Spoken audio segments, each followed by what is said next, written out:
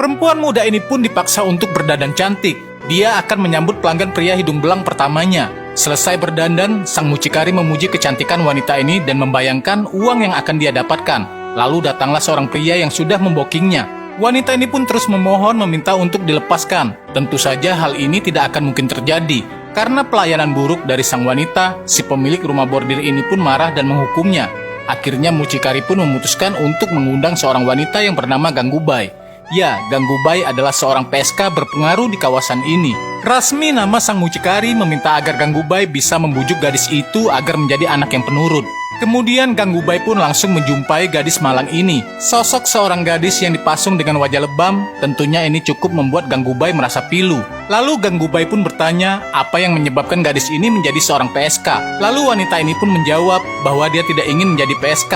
Dia telah dijual oleh suaminya sendiri. Mendengar hal itu, Ganggubai malah tertawa. Ternyata Ganggu dan gadis ini punya cerita yang hampir mirip.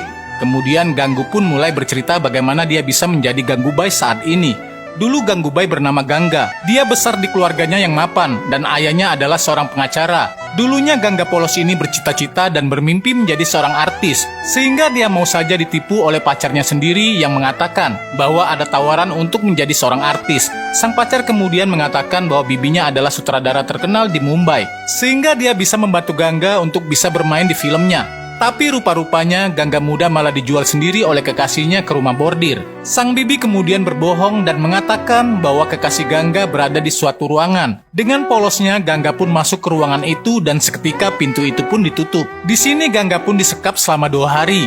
Gangga yang ketakutan tidak mengerti apa yang telah terjadi. Baru 2 hari kemudian Bibi Sela menjumpai Gangga.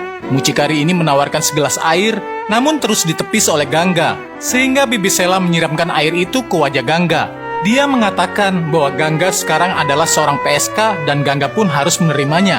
Bahkan Bibi Sela mengancam akan menggunakan kekerasan bila Gangga berani melawan. Mendengar itu tentu saja Gangga sangat merasa sedih.